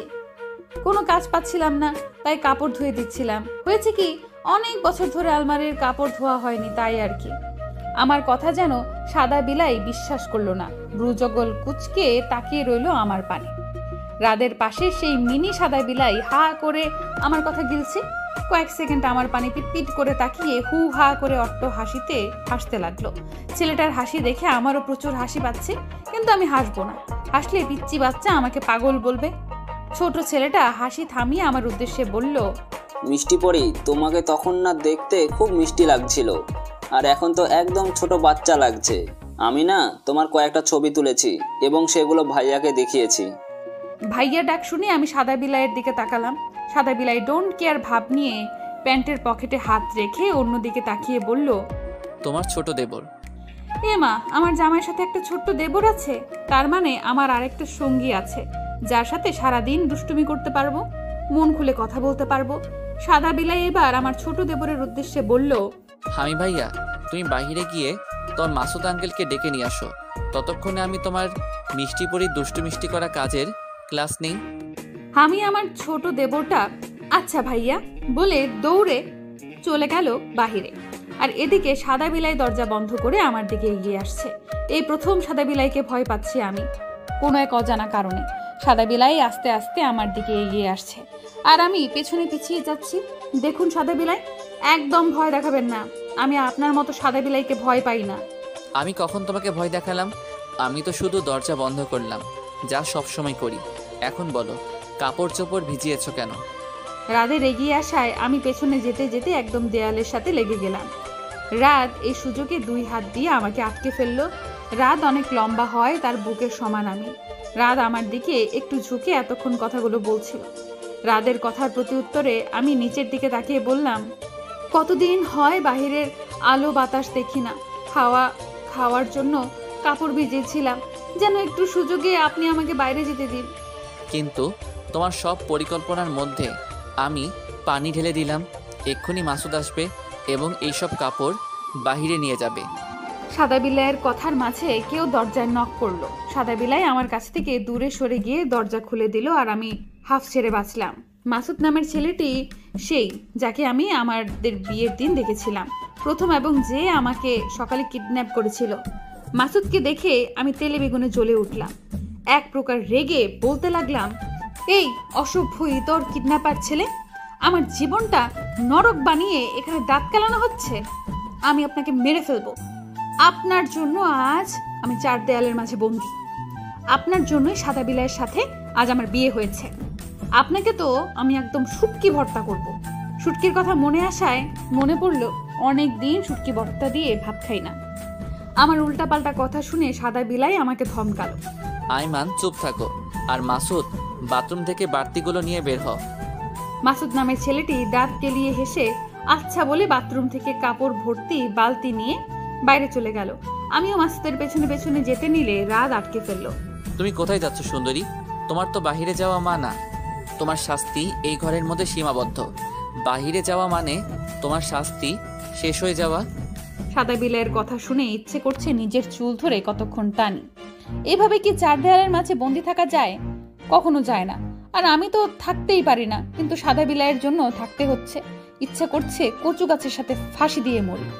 আমি ছেলেটা একদম রাদের কার্বন কপি।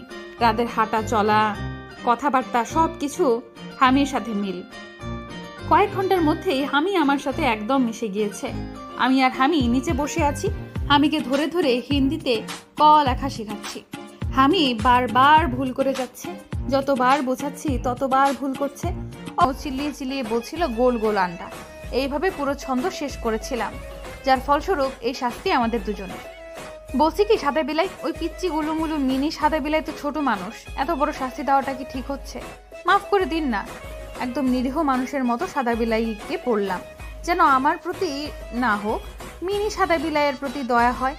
সাদা বিলাই আরামে চোখ বন্ধ করে শুয়ে আমার সেবা অর্থাৎ পা টিপা গ্রহণ করছে। আমার কথাতে সাদা বিলাইয়ের কোনো হেলদোল নেই। অজ্ঞতা সাদা বিলাইয়ের পা টিপা বাদ দিয়ে কানের কাছে গিয়ে জোরে সাদা বিলাই বলে ডাক দিলাম। জোরে ডাক দেওয়ায় সাদা বিলাই গরম চোখে আমার পানে তাকিয়ে আছে। আর মিনি সাদা বিলাই কান থেকে হাত নামিয়ে হু হু করে হেসে যাচ্ছে, সাথে আমিও। আমাদের অবস্থা দেখে রাত বাঁকা হাসলো। শোয়া থেকে উঠে আমাদের উদ্দেশ্যে বলল, ঠিক আছে, হামি বাবুর শাস্তি মাফ করে দিলাম, কিন্তু হামির শাস্তি তোমার পেতে হবে। রাদের প্রথম কথা শুনে যতটা না খুশি হয়েছি তার চেয়ে বেশি ভয় পাচ্ছি রাদের শেষের কথা শুনে। মিনি সাদা বিলাই করুণ চোখে আমার পানে তাকিয়ে আছে, আর আমি অসহায় হয়ে সাদা বিলাইয়ের পানে তাকিয়ে আছি। সাদা বিলাই এবার বাঁকা হেসে হামির উদ্দেশ্যে বলল, হামি বাবু যাও, মাসুদ আঙ্কেল পাশের রুমে আছে, আঙ্কেলকে বলো ভিডিও গেমস বের করে দিতে, ততক্ষণে আমি তোমার মিষ্টি পরীকে মিষ্টি শাস্তি দেই। আমি বাধ্য ছেলের মতো বাহিরে চলে গেল। এবার সাদা বিলাই আমার পানে তাকিয়ে ভিলেন মার্কা হাসি দিল, গালে হাত বুলিয়ে বলল, অন্যের জন্য খুব দরদ তাই না আইমান? এবার তোমার শাস্তি শুরু, তুমি তৈরি তো? তোমাকে দিয়ে কি করাবো? এই তো পেয়েছি। সেদিন আমাকে বলেছিলে পারম সুন্দরী গানে ড্যান্স করতে এবং তার জন্য অনেক হেনস্থা করেছিলে। আজ তুমি পারম সুন্দরী গানে ড্যান্স করবে আর আমি তাকিয়ে তাকিয়ে দেখব। মানে তোমার শাস্তি মওকুফ করার জন্য আমার যা মন চাই তাই করব, যতক্ষণ না পর্যন্ত আমার মন বলবে, যতক্ষণ পর্যন্ত যা ইচ্ছা তাই করব তোমাকে দিয়ে। এটা ঠিক না সাদা বিলাই, এটা রীতিমতো টর্চার। আমার মতো নিরীহ নিষ্পাপ গুলুমুলু মেয়েকে দিয়ে এমন কাজ করাতে পারবেন? আপনার কি একটুও মায়া হবে না? কোনো কথা না আইমান, ড্যান্স তোমাকে করতেই হবে এবং সেটা এক্ষুনি এই মুহূর্তে, বুঝলে আইমান? আমার মন আজকে খুবই ফুরফুরা, তোমার শাস্তি দেখে মন আরো ফুরফুরে হয়ে যাবে। কি আর করার, সাদা বিলাইয়ের সাথে আমি কখনো পেরে উঠবো না জানি। তাই পারাম সুন্দরী গানে ডান্স করা শুরু করলাম। ডান্স করতে করতে মাঝে মাঝে এমন ভুলভাল স্টেপ দিচ্ছি যা দেখে সাদা বিলাই হেসে কুটি কুটি। আমার ডান্স দেখে হাসতে হাসতে একবার খাটে শুয়ে পড়ছে তো একবার উঠে বসছে। সাদা বিলাইয়ের এমন অবস্থা দেখে আমার গা জ্বলে যাচ্ছে। ডান্স করার পর এবার চুপ করে দাঁড়িয়ে রইলাম, কারণ শরীর আর চলছে না। আমাকে দাঁড়িয়ে থাকতে দেখে সাদা বিলাই নিজেকে ঠিক করে আমার উদ্দেশ্যে বলল, পা টিপে দাও আইমান, তোমার ডান্স এমনই মজার ছিল যে হাসতে হাসতে আমার এখন পা ব্যথা করছে। সাদা বিলাইয়ের কথা শুনে হতভম্ব হয়ে গেলাম। বেটা বলে কি, এতক্ষণ হেসে মুখে কিছু ব্যথা হচ্ছে নাকি তার পায়ে? এটা কোনো কথা? আমি সব বুঝি, পা ব্যথা বলতে কিছু না, এগুলো শুধু আমাকে কষ্ট দেওয়ার ধান্দা। আমি পারবো না। পারতে তো তোমাকে হবে আইমান সুন্দরী, নইলে যে আমার হাতের মুঠোফোনে যে ভিডিও দেখছো এটা ভাইরাল করে দিব। সাদা বিলাই আমার দিকে ফোন ধরলো, যার মধ্যে আমার সেদিনের খাবারের মধ্যে হামলা করার ভিডিও বিদ্যমান। অজ্ঞতা চোখ মুখ কুচকে বিছানার উপর বসলাম এবং সাদা বিলাই নামক খচ্চরের পা টিপতে শুরু করলাম। পা টিপতে টিপতে এক পর্যায়ে চোখে ঘুম এসে গেল আমার। অতঃপর আমি সাদা বিলাইয়ের পায়ের উপরেই ঘুম। এদিকে তুবার কোনো হেলদোল না দেখে রাত চোখ খুলে তাকায়। তুবার পানে তাকিয়ে দেখে তুবা রাদের পায়ের ওপর পড়ে পড়ে ঘুমোচ্ছে। তুবার কাণ্ড দেখে রাত মুচকে হাসলো। তুবাকে ঠিক করে শুয়ে মুখের ওপর থাকা ছোট্ট চুলগুলো কানের পিছে গুজে দিয়ে বলল, তোমার মতো দুষ্টুমি আমি কখনো দেখিনি। তোমার দুষ্টুমিগুলো দেখে আমি মন খুলে হাসি, আবার মাঝে মাঝে বিরক্ত হই। কোথায় শিখেছো এমন দুষ্টুমি? তোমাকে দেখে মাঝে মাঝে সুস্থ মস্তিষ্কের মনে হয় না। তুমি খুব ভালো, বিনা কথায় আমাকে বিশ্বাস করছো, কিন্তু তবুও একটা আফসোস রয়ে গেল। কেন ভুলটা করলাম আমি? খুব শীঘ্রই আমার কাছ থেকে তোমাকে মুক্তি দিয়ে দিব, কোনো চিন্তা করো না তুবা, সব ঠিক করে দিব আমি। কথাটা বলে রাত ঘর থেকে বের হয়ে গেল। এখানে আরো কিছুক্ষণ থাকা মানে তুবার ওপর দুর্বল হয়ে যাওয়া। মিষ্টি পরি, এই মিষ্টি পরি, রাত হয়ে গিয়েছে তো, খাবে না? সেই কখন ঘুমিয়েছো? ক্ষুধা লেগেছে খুব, আমি আর ভাইয়া না খেয়ে আছি তোমার জন্য। মিনি সাদা বিলাইয়ের ডাকে ঘুম ভাঙলো আমার। সত্যি অনেক ঘুমিয়েছি আজ। তোমার নাম কি যেন? আমি আশাব। হামি বাবু, তুমি একটু বসো, আমি ফ্রেশ হয়ে আসছি। মিনি সাদা বিলাইয়ের নাম হামি, এখন থেকে হামি বলেই ডাকবো, আর দুষ্টুমি করবো না। সাদা বিলাই পছন্দ করে না দুষ্টুমি। এত ঘুমানোর পরও মাথা ব্যথা কমছে না আমার, আগের মতো ব্যথা ব্যথা করা শুরু করেছে। একটা নির্দিষ্ট ওষুধ দ্বারা এই ব্যথা নিরাময় হবে। চোখ মুখে পানি ভালো করে পানির ছিটা দিয়ে ওয়াশরুম থেকে বের হলাম। হামি আমার বিছানায় বসে ফোনে গেমস খেলছে। ফোন দেখে মায়ের কথা মনে পড়ছে। এতদিনে মাকে হয়তো হসপিটালে ভর্তি করে দেওয়া হয়েছে। হামির কাছে গিয়ে ফোন চাইলাম। হামি বিনা বাক্যে ফোন আমার দিকে দিয়ে আমার পায়ে জড়িয়ে ধরে দাঁড়িয়ে রইল। দরজা বাহির থেকে লক করা। সাদা বিলাই হয়তো বাইরে গিয়েছে, তাই লক করে দিয়েছে। এই সুযোগে ফারিফতাকে কল করলাম। আমি জানি ফারিফতা এখন মায়ের পাশে, এছাড়াও মাকে ফোন করলে মা হাইপার হয়ে যেতে পারে।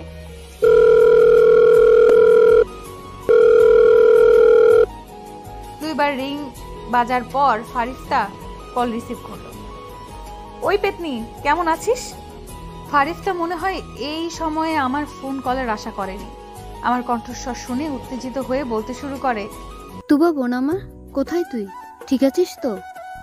জানিস তোর কথা চিন্তা করতে করতে আন্টি এখন খুব অসুস্থ হয়ে পড়েছে। আমি তো সাদা বিলাইয়ের কাছে। সাদা বিলাই মানে? এই তুবা, তুই কি কাকে পছন্দ করেছিলি? আন্টিকে বললেই তো হতো। তুই জানিস না তুই ছাড়া আন্টির কেউ নেই? আরে থাম মহিলা, এই অবস্থায় এত হাইপার হবি না। আমাকে তো সাদা বিলাই কিডন্যাপ করে তুলে নিয়ে বিয়ে করে ফেলেছে। ঘরে বন্দি অবস্থায় আমি, বেরোনোর কোনো পথ নেই। আমার এই অবস্থা শুনে ফারিফতা আগে থেকে চিল্লিয়ে বলল, কি বললি তুই? কিডন্যাপ করেছে তোকে? দাঁড়া, আমি আবিরকে বলছি পুলিশকে খবর দিতে। মাথা যন্ত্রণা করে রে। ওষুধ নিয়েছিস? তোর ওই ওষুধ যা সবসময় তোর সাথে থাকে। আর সাদা বিলাই মানে? তোকে যে কিডন্যাপ করেছে সে কি তোকে টর্চার করে? সাদা বিলাই আমাকে না, আমি সাদা বিলাইকে টর্চার করি। নাম কি তার? নাম হচ্ছে হ্যালো হ্যালো। আরে ফারিফতা, শোনা যাচ্ছে না কেন? ফারিফতার কথা শোনা যাচ্ছে না বিধায় হাতের বন্ধনীতে থাকা ফোন কান থেকে নামানো। এ কি, আমার হাতে তো কোনো ফোনই নেই। পেছনে তাকিয়ে দেখি সাদা বিলাইয়ের হাতে ফোন। সাদা বিলাইকে দেখে শুকনো ঢোক গিললাম, কাবা কাবা স্বরে বললাম, ছেড়ে দে জামাই, হাফ ছেড়ে বাঁচি। তোর মতো সাদা বিলাইয়ের পশম কুচি কুচি করে কাটি। মানুষ অভ্যাসের দাস। অভ্যাস মোতাবেক কোনো কাজ করলে সেটা এমনিতেই চলে আসে, করতে হয় না। সাদা বিলাইয়ের সামনে দাঁড়িয়ে ফুপিয়ে ফুপিয়ে কান্না করে যাচ্ছি আর দুহাত কসলাচ্ছি। এটা আমার অভ্যাস। কোনো কাজে বাধা দিলে কান্না আসে। তার উপর প্রিয় বান্ধবীর সাথে কথা বলতে না পারলে কি অবস্থা হবে আপনারাই বলুন। এই মেয়ে, কাঁদছো কেন? আমি কি তোমাকে বকেছি? এমনিতেই মন খারাপ, তার উপর মাথা ব্যথা।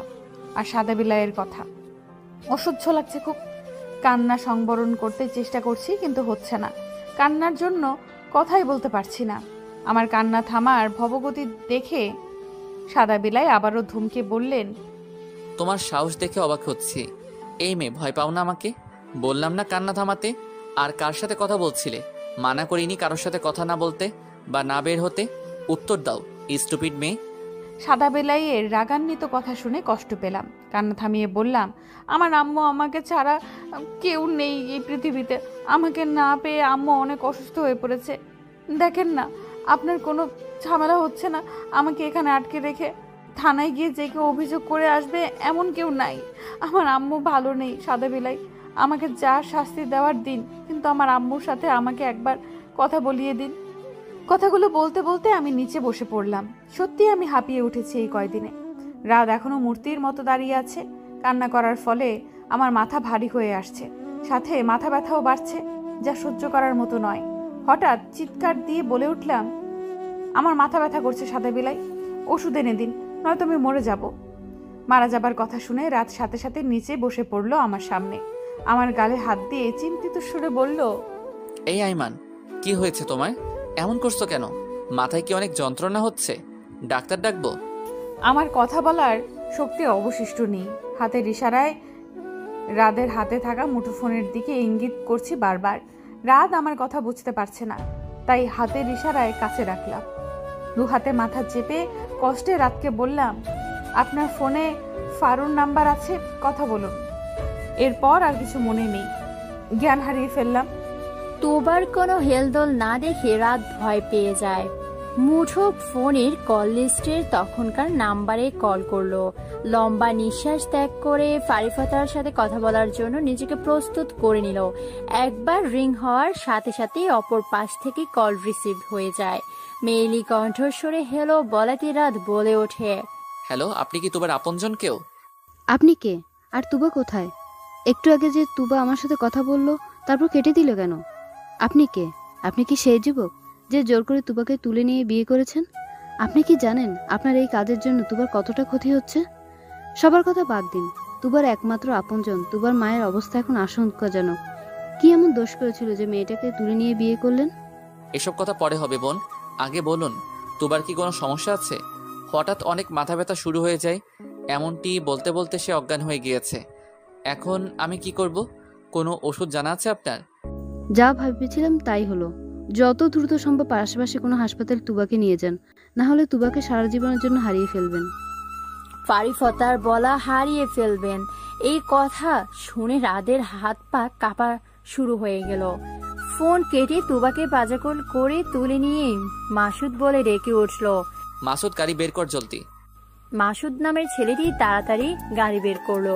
এদিকে মাসুদের সাথে আমিও ঘর থেকে বের হয়ে যায়। রাত তুবাকে পাজাকল করে দাঁড়িয়ে আছে। তুবার অবস্থা দেখে আমি ভয় পেয়ে যায়। রাদের কাছে এসেই বলে, মিষ্টি পরীর কি হয়েছে ভাইয়া? তুমি কি মিষ্টি পরীকে মেরেছো দুষ্টুমির জন্য? হামির কথার প্রতি উত্তর রাত কি দিবে ভেবেই পাচ্ছে না। সত্যি তো আজ রাতের জন্যই তো তুবার এই অবস্থা। আর এখন যদি তুবার কিছু হয় তাহলে রাত নিজেকে ক্ষমা করতে পারবে না, একদম নিজেকে শেষ করে দিবে। প্রায় 20 মিনিটের মধ্যে রাত তুবাকে নিয়ে হাসপাতালে পৌঁছায়। রাস্তায় জ্যাম না থাকায় মাসুদ অল্প সময় হাসপাতালে পৌঁছাতে পেরেছে। তুবাকে ইমার্জেন্সি কক্ষে প্রবেশ করানো হয়েছে। রাস্তার মধ্যে রাত ফারিফাতাকে জানিয়ে দেয় তারা কোন হসপিটালের দিকে যাচ্ছে। রাদের কথা শুনে ফারিফাতা বলল সে তার স্বামীকে নিয়ে এই হাসপাতালে আসছে। এদিকে রাত তার মাকেও জানিয়ে দেয় তুবার কথা। রাদের মা রাদের মুখে কথা শুনে অবাক হয়ে যায়। আতঙ্কিত কণ্ঠস্বরে রাদের উদ্দেশ্যে বলে, এ কি করছিস রে বাবা? একটা মেয়ের জীবন এভাবে নষ্ট করতে পারলি কিভাবে? আমি এক্ষুনি আসছি হাসপাতালে। তোর বাবা যদি জানে তাহলে তোকে বাড়ি ছাড়া করতো। মায়ের বকুনি শুনে রাত কিছু বলল না। এটা তার প্রাপ্য ছিল, শুধু এতটুকুই বলে, এখানে এসো না মা, আমি ভয় পেয়েছে, ওকে সামলাও। প্রায় আধ ঘন্টা পর ডাক্তার রাতকে নিজের কেবিনে ডেকে নিয়ে যায়। ডাক্তার চোখে চশমা খুলে টেবিল ওপর রেখে রাদের উদ্দেশ্যে বলে, মেয়েটা কে হয় আপনার? ডাক্তারের কথা শুনে রাত অস্বস্তিতে পড়ে যায়। এই প্রথম কেউ তুবা রাদের সম্পর্কে কি হয় তা রাদের কাছ থেকে জানতে চাইছে। রাত কয়েক সেকেন্ড পর ডাক্তারের কথায় উত্তর দেয়, আমার স্ত্রী। আপনি কি জানেন আমার আপনার স্ত্রীর কি কি সমস্যা আছে? কোনো কি সমস্যা আছে ওর? আমাকে জানাতে পারেন, আমি সর্বদিক দিয়ে মানসিকভাবে প্রস্তুত আছি। আপনার স্ত্রীর ব্রেন স্ট্রোক করেছে। এর আগেও একবার করেছিল হয়তো। আমরা ধরে নিয়েছি প্রায় 10 বছর আগে ব্রেন স্ট্রোক করেছিল, কেননা এক্সরের রিপোর্ট অনুযায়ী রক্ত জমাটটা নতুন মনে হচ্ছে। আমাদের ধারণা রোগী হয়তো ঠিকমতো ওষুধ সেবন করেননি, বিধায় ব্রেনের উপরে এর প্রভাব পড়ে। আর ইদানিং হয়তো মানসিক চাপে ছিল, তাই আবারও স্ট্রোক করে। ডাক্তারের কথা শুনে রাদের কথা বলা বন্ধ হয়ে গেল। রাদের একটা ভুলের জন্য তুবার আজ এই অবস্থা। রাদের এখন ইচ্ছে করছে নিজেকে শেষ করে দিতে, কিন্তু তুবাকে তো বাঁচতে হবে। কাঁপা কাঁপা সরে ডাক্তারের উদ্দেশ্যে প্রশ্ন করলো, এই রোগ নিরাময়ের কোনো উপায় আছে কি? আসলে সাধারণত স্ট্রোক করলে মানুষ মারা যাওয়ার সম্ভাবনা বেশি থাকে, কিন্তু আপনার স্ত্রীর মনোবল অনেক ভালো এবং সে নিজেকে সবসময় হ্যাপি রাখার চেষ্টা করে, হয়তো তাই বেশি প্রভাব পড়েনি। কিন্তু একটা সমস্যা, আমরা আপনার স্ত্রীর মাথায় অস্ত্রোপচার করতে পারবো ঠিকই, কিন্তু এতে করে আপনার স্ত্রীর বিপরীত সমস্যা দেখা দিতে পারে, যেমন প্যারালাইসিস বা পাগল হয়ে যাওয়ার সম্ভাবনা থাকতে পারে। আর যদি ভাগ্য ভালো হয় তো আল্লাহর রহমতে ঠিক হয়ে যেতে পারে। এখন আপনি বলুন কি করব আমরা? ওষুধের দ্বারা কি নিরাময় করা সম্ভব হবে না? পূর্বে জমাটটা অল্প ছিল, যা শুধু ওষুধের মাধ্যমে ভালো হয়ে যাচ্ছিল, কিন্তু বর্তমানের যে স্ট্রোক করেছে সেটার জন্য অপারেশন দরকার। আপনি যদি এখন না করেন তাহলে একসময় জমাট বাঁধা রক্ত থেকে রক্ত খনন হয়ে যাবে, এতে করে রোগীর মৃত্যুর ঝুঁকি বেশি থাকবে। এখন আপনি বলেন কি করবেন? আপনি অপারেশনের ব্যবস্থা করুন। এখানে যদি আরো ডাক্তারের প্রয়োজন হয় তো বাইরের দেশ থেকে আনার ব্যবস্থা করুন। ডাক্তার সাহেব রাদের অস্থিরতা দেখে মুচকি হাসে, আচ্ছা বলে নিজের কাজ করতে থাকে। ডাক্তারের কেবিন থেকে বের হয়ে করিডোরে একজন মেয়েকে বসে থাকতে দেখলো রাত, যাকে একজন লোক দাঁড়িয়ে থেকে মেয়েটিকে পানি পান করাচ্ছে। হয়তো তারা স্বামী স্ত্রী হবে। স্ত্রী অসুস্থতায় চেকআপের জন্য এসেছে। দম্পতিদের থেকে চোখ সরিয়ে সামনে আগাতে নিলে দাঁড়িয়ে থাকা লোকটি রাদের উদ্দেশ্যে বলল, আপনি কি ফায়াজ রাত? অপরিচিত লোকের মুখে নিজের নাম শুনে রাদের ভ্রুযুগল কুঁচকে আসলো। প্রতি উত্তরে বলল, হ্যাঁ, আমি ফাইরাজ রাত। আমি আবির, তুবার বান্ধবী ফারিফতার স্বামী। তুবা এখন কেমন আছে?